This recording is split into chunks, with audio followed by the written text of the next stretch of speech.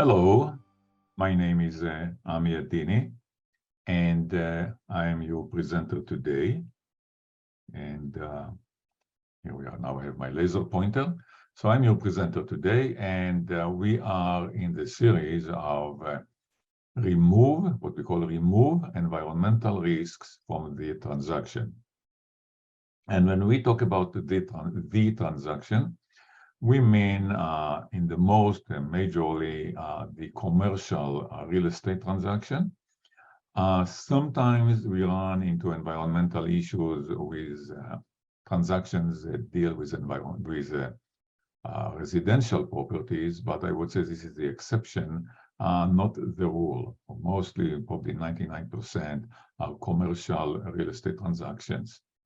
And it's a nature because most residential transactions are dealing with residential properties in neighborhoods which have always been residential, so they don't have those issues that commercial industrial properties have. The title of this transaction, of this presentation, this is our number 2 presentation in the series, and it is vapor intrusion risks. We will talk now on the intrusion of toxic vapors into buildings and the risk. How do they enter and what are the risks for them to enter? This series that we are delivering has over 30 videos in it. We had to cut it over 30 because we don't believe that any of you, or almost any of you, some of you may do it, but almost most of you, by experience, will not sit right now down and listen to me for over 2 hours, all right? So we know what is the attention span, and we know that you are very busy. So therefore, we cut it down into tapes, into videos, partial videos. Each video concentrates on a certain aspect of the issues of environmental risk in the real estate transaction. I've been doing it since 1988, phase 1 and phase 2 environmental site assessments and contamination cleanup and abatement, and give a lot of free introductory consultations. The SBA, the Small Business Administration, is the major player and call it the prime mover in the environmental industry and prime mover in the commercial loan industry. And they have the standard operating procedure, 50-10-6. 6 is a 6th revision of this procedure. And it is the Bible of the SBA, Small Business Administration, for commercial loans. And in this Bible, they have a book, like, the big Bible has many books in it. I call it a book, chapter 6, which is a book by itself, which is called Other Core Requirements. And in this big book, we have a smaller book, it's still a book, which is subchapter E, Environmental Policies and Procedures. So the SBA mandates commercial loans to qualify or to apply or to meet the requirements of their environmental policies and procedures.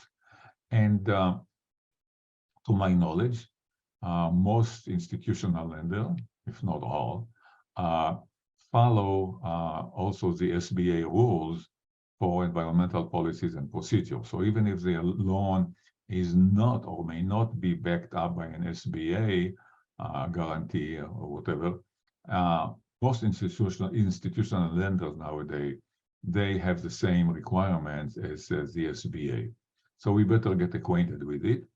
And the SBA, one of their major requirements is that all transaction screen phase 1 and phase 2 environmental site assessments, ESAs, must, and this is in bold and letter, must be performed by an environmental professional.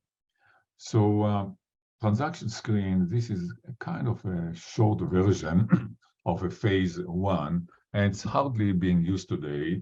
I remember it, I've done quite a few of them back in the 1990s, early 2000, but not anymore for whatever reason. I guess the lenders have graduated into minimum requirements as a phase one. And as we go down the series, we will explain in detail, as a matter of fact, what is a phase one and what is a phase two. But in a very few letters, very few words, phase one is basically to tell you or the interested party or the concerned party if there are some possibilities of contamination on the property. Talking just in possibilities and probabilities, we don't get into any hard facts in the phase one. We just tell the stakeholder what they need to worry about. Okay, you need to worry about it because this property may be contaminated because of such and such and such. We don't know for sure, but it may be. So that's the essence of the phase one. It's a big maybe, but at least somebody has to outline and describe what the maybes are, all right? Because the universe of maybe is infinite, all right? So we want even to narrow down this universe of maybes. So that's the duty of the phase one. All right, so phase one needs to be done, must be done by an environmental professional, and there is a definite definition. Every definition is definite. So there is a definite definition, a clear definition by the United States EPA, Environmental Protection Agency, as to who or what constitutes an environmental professional. And if you know that it takes about a few pages over there, and you can just dial or go online and search for EPA environmental professional, and you will get the whole thing, and you will know what they mean by environmental professional. This is a very short outline. This is not the definition of environmental professional, but EPA issued these leaflets or this little explanation to the people who are not, how to say, very familiar with the industry. And they explain in simple words who qualifies as an environmental professional and what kind of license they need, what kind of educational requirements, and what kind of experience, etc. So there are some requirements. I'm happy to tell you that I am qualified as an environmental professional because I graduated in 1964 in mechanical engineering with additional credit in nuclear and chemical engineering. Worked for 20 years in nuclear facilities, chemical facilities. Eventually, back in 1989, became a general engineering contractor in California and specializing in hazardous substance removal. So since 1989, I've been doing a removal of hazardous substances from contaminated sites. I removed contaminated groundwater, I removed contaminated soil, and I think that's about it. Yeah, contaminated groundwater and contaminated soil. That's my specialty, and yeah, also contaminated structural components of the buildings. And so this since 1989, and also state of California at one time recognized me as a registered environmental assessor and level 2, REA level 2, which qualified me to say that I've completed all requirements for the most stringent level of environmental registration provided by the state. They say that REA2 is a project manager who can conduct all assessments and investigations, plus issue cleanup opinions, evaluate risk from contamination, and manage the cleanup of contaminated sites. So that's quite a responsibility that REA2 is entitled or basically matches and qualified to. Of course, I was not the only RE2 in the world. There were several of us, not a big number, but there were several of us, very qualified individuals. They are still around. And I would encourage you, when you do jobs, to look for people who were REA2 at one time, or basically to look for an environmental professional. And there are quite a few environmental professionals around. I didn't want to say that I'm the only one, but I'm very happy to be one of them. So here is one site that we did recently, just as an example. You can see here, this is a site that used to be a pesticide facility. They manufactured and distributed and mixed pesticides there. And our client purchased it and decided to put an apartment building there, and we had to clean it up. Soil was contaminated with pesticides. The concrete that we demolished here was contaminated with pesticides, was basically impregnated with pesticides. And we had to remove, by requirements of the California EPA, Department of Toxic Substances Control, we had to remove all contamination down to very strict levels. I mean, because it's going to be residential, and requirements for residences are very, very strict. And so we had to remove almost to the last molecule, almost. So, I mean, absolutes are unattainable, but we had to remove it to quite a very stringent degree, all contamination from the site.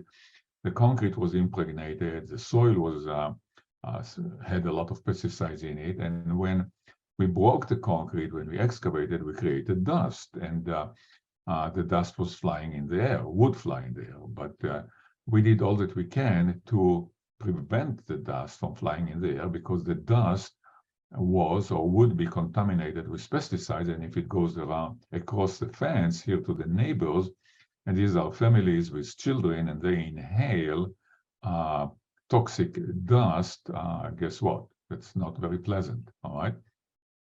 Not only it is unpleasant for their health, it will be very unpleasant for me as the project manager responsible for the project. It will be very unpleasant for the owner of this property, and there will be many unpleasantries around here, all right? So it could quite turn to be quite an experience and not a good experience. So we had to be very, very careful, and we wet down every speck of dust. We had monitors all around the site, checking the dust every minute of the day when we worked here.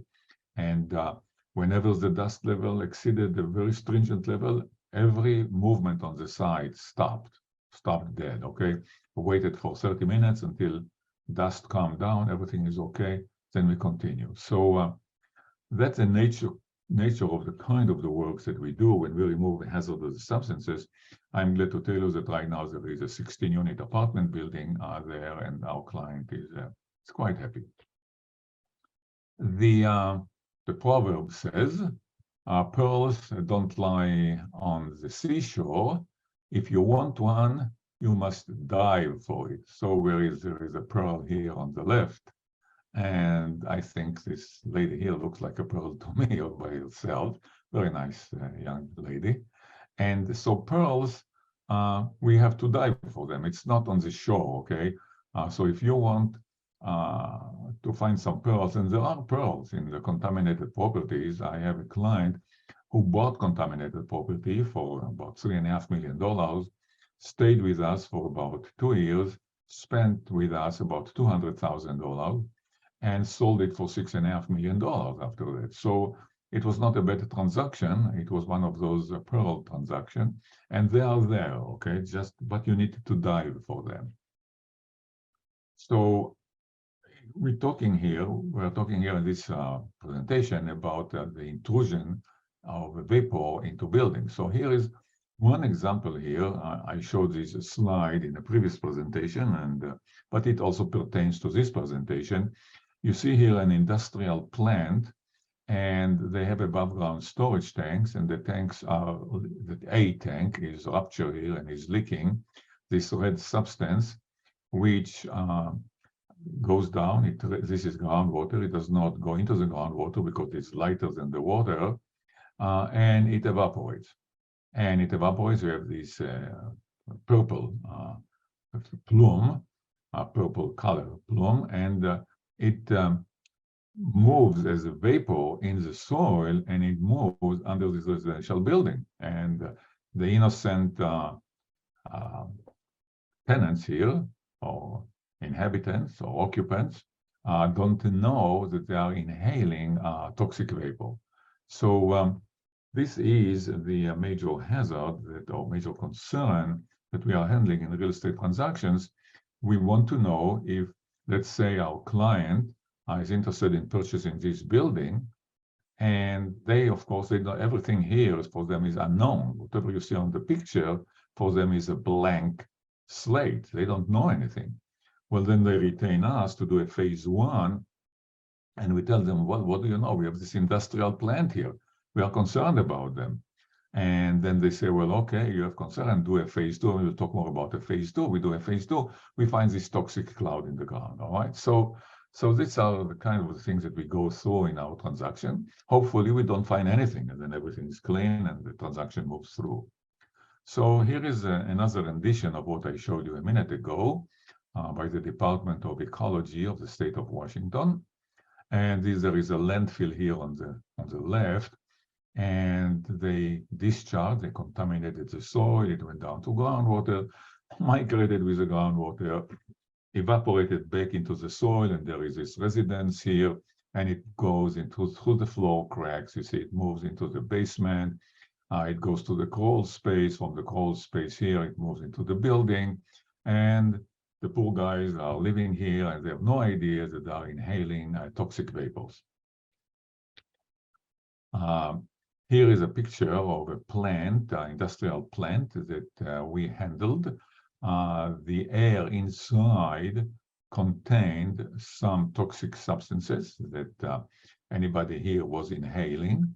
The good news was that the levels of the contaminants in the air was very low. It was such a level that was allowed by the authorities to be inhaled. All the doctors and toxicologists of the government, they put certain standards down, and the air had pollutants in it, but the pollutants were such that you could inhale them. But the way the pollutants entered, there was, so you see all these cracks in the ground.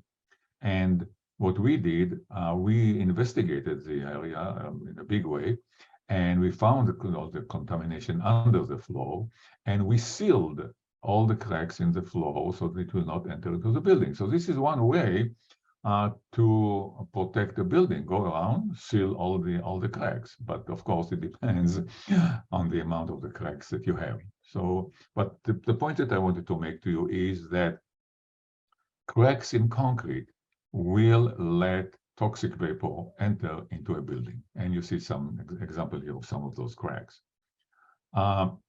The way toxics enter into the building, there are 3 routes of exposure, what's called 3 routes of exposure. Look down here below the right-hand corner, exposure routes, and they talk about ingestion, inhalation, and dermal. Dermal, what we also call contact. So you have toxic vapors here. Food. This arrow here is maybe food, which enter into the mouth as food, and this is ingestion. So you eat poison. Not you, I hope. Somebody eats poisonous food. They ingest the food, and it goes into their tummy. All right, from there it goes into the whole body. The second route is through inhalation. So here is the nose. You take a deep breath, yes, and you inhale the toxic vapor. It gets into the lung. From the lung, it gets into the blood. From the blood, it gets into the brain. It can get there real fast. All right. The third way is dermal. I mean, you touch certain poisons. They can enter through our skin is not rubber, okay? It's not plastic. Our skin is very porous, okay? It has a lot of holes in it. You touch certain poison, it can enter through the skin, into the blood, and right there from there to the rest of the body. So these are the routes of exposure. And when we deal with indoor air problem, we are mostly interested in the inhalation hazard. So Here is a diagram by the EPA, and it shows all these red arrows here, twisted red arrows show toxic vapors floating in the subsurface soil. And they're coming, here they show they're coming down from the water, from the groundwater, but not necessarily. It can also come from the side, from just traveling the soil and gets under the building. Here are people living or working in the basement of the building, and it enters the building. But what we want to talk here is the attenuation factor. Look here on the left, the word attenuation factor. So when we as consultants or as environmental consultants, when we are concerned about vapors that enter into a building, many times it is hard for us, I would say almost impossible, but very hard to measure and evaluate the risk inside the building, because people live in the building, they open and close windows, they open and close doors. I mean, they move from floor to floor, and it's very hard to say when if a vapor enters, when it enters, probably mostly at night time, and how it travels into the building and how much enters into the building. So this is a quality that is very hard to quantify, but it is much easier for us, much easier to quantify what is in the soil, all right? So we go into the soil and we measure 1,000 units of whatever, of toxic substance. The EPA did a survey of about 800 properties, 800 sites all over the nation, and they decided that the average attenuation factor is 0.030, which means, by attenuation means, by the time our 1,000 units in the subsurface soil enter into the building, it will get attenuated. To attenuate means to reduce, because it has to travel through the soil, it has to enter through the basement, it has to enter through the slabs. It has several strong barriers to enter into the building. So it is not that the whole 1,000, the 1,000 in the soil will get into the building. It will get attenuated, it will get reduced, all right? So, and they say that the average attenuation factor is 0.030. That they say basically only about, on the average, about 3% of what is in the soil will enter into the building. So what we do, we test the soil. We tell you, hey, what do you know? You've got a 1,000, therefore you are on the limit. Or we say, you know what? You've got 10,000. So if you got 10,000, you are almost whatever, 300 units. So we tell you what to expect in the building on the average based on what we have in the soil. So, and then, okay, so here are some examples. What could cause toxic vapor in the ground. So here on the upper right-hand side, this is a mechanic shop. Look, all these spills on the floor, okay? This is a very old floor. It has cracks in it. Whatever is spilled on the floor eventually will get down below. And if it spills solvents that are volatile, they will volatilize in the subsurface soil and will migrate all over. Look on this guy here, okay, on the left side. Again, it's a mess, all right? We are very concerned when we see it that they spilled on the floor and it migrated down. Look here down below in the middle. You've got these containers. Look on the red pail here, okay? Bucket, okay? They're supposed to put this substance, the liquid in it, the fluid in it, supposed to be inside the drums here and locked. No, it is in the open barrel, and look, everything here is stained. So we are concerned, this is a real life example, that whatever he has here, he spilled on the floor, he spilled on the slab, it entered into the soil, it evaporated and migrated around as a toxic vapor. Here are some other examples that can generate toxic vapors. Here on the upper right-hand side, there is an industrial plant. You see what a poor situation they are. Okay, here on the left side, this is a mechanic shop and it has a clarifier. A clarifier is a subsurface container tank. It is divided in 3 chambers, and everything that spills on the floor goes into this tank and is being held there. And I can give you a whole presentation just on clarifiers, but what you need to know now is that whatever is on the floor, spill on the floor, get into this tank, which is under the ground, okay? And from this tank, which is made of concrete, concrete is not hermetic, and then it connects to the sewer, and from there it can go, trust me, it can go into the soil and expand as a toxic soil vapor. Here is a picture of grease separator in a car mechanic. Here on the bottom right side, you see this grease separator here, and then on the bottom left, you see a close-up picture of the separator. It's full of grease, full of oil, full of whatever that is floating there, and it in this concrete, and the place is in a poor shape. And of course, when we see this, we are getting, when we do our phase 1, we see this picture right away. We say we need to do phase 2. We are concerned that these substances may infiltrate the concrete, may get into the soil, spread as a soil vapor into the environment. And then we have sewer lines. So once contamination as a vapor, once a contaminated vapor enters the subsurface, sewer lines are not hermetic. They have all kind of penetration points. They have roots entering into them, puncturing them. Old sewer lines were made of clay, all right? So and they are not sealed. So vapors can enter into the sewer lines. They can enter into this faulty manhole, and you see all these cracks in the pipe. So once they enter into a sewer line, the sewer line becomes a major conduit for those vapors to travel around. And here you see some sewer lines, pictures. Look on upper left side. This is a correct sewer pipe. You see the cracks in it. Look upper middle. Here is a corroded sewer pipe from the old times when they still used to make them from, from cast iron, okay? Corroded. Okay, here is a sewer line on the upper right where roots entered into it.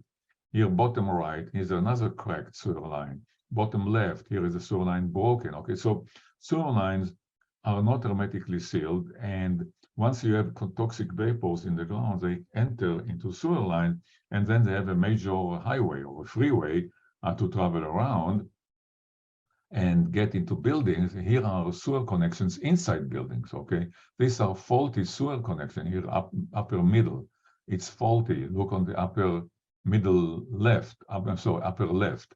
Sewer lines separated inside the building. Look here in the bottom middle, sewer lines are not hermetically sealed. Okay, look here at the picture. So you have these sewer or drainage, called the drainage line inside the home. They are not hermetically sealed in many cases, and once the vapors travel in the sewer, they can enter into homes just from these. Here is a schematic picture, and you see here the vapors travel in the sewer line, getting into this riser. Basically, this is a drainage pipe into in the house, and from there, so all kind of faulty sewer connections that get into the house. So this is the hazard or the risk that we have with contaminated soil vapor. So here is a case that I showed it in another presentation. Dry cleaners are here, and our client here is on this apartment building. The dry cleaners leaked dry cleaning solvent. It migrated in the soil as a soil vapor and in the soil, and it went under this building of our client. All right. Here is another case. Again, this is a small shopping strip here. Another dry cleaner here. This is an apartment building. Again, created the cloud, and in this case, it was a pretty heavy concentrations and this is an apartment building sitting on this toxic cloud. And I don't want to scare you, because there are solutions, and we can talk about solutions later on. This is not to say that this transaction is doomed. This is not to say that this building is doomed.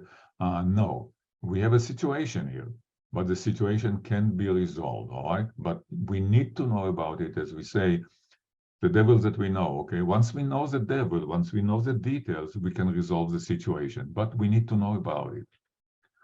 Here is another case that I also presented before in another presentation. There is this toxic cloud in the subsurface generated by the industrial plant down below. Our client wanted this building in the middle. He purchased the building knowing full knowledge what is happening around. And then we moved in and we protected the buildings. There are ways, and I'll show it to you in other presentations, how to protect the building from intrusion of toxic vapors into the building. And we did it, and they inhabit the building, they occupy the building, and they conduct business, and this is not far away from LAX, and I think they are happy with the business. So yes, there are toxic vapors in the ground, but there are solutions. Here is another case, and this is a little bit of a sorry case. We were retained to test this property here, which used to be a dry cleaner, and we found this toxic cloud in the ground, and we found that it's migrated under those residences here. Now, these are high-quality residences, okay, and not cheap, and this is high-quality neighborhood, okay, and these tenants here, now they have these vapors under the building, under their house, they don't even know about it, okay, and we found about it because we tested this dry cleaner across the fence from them.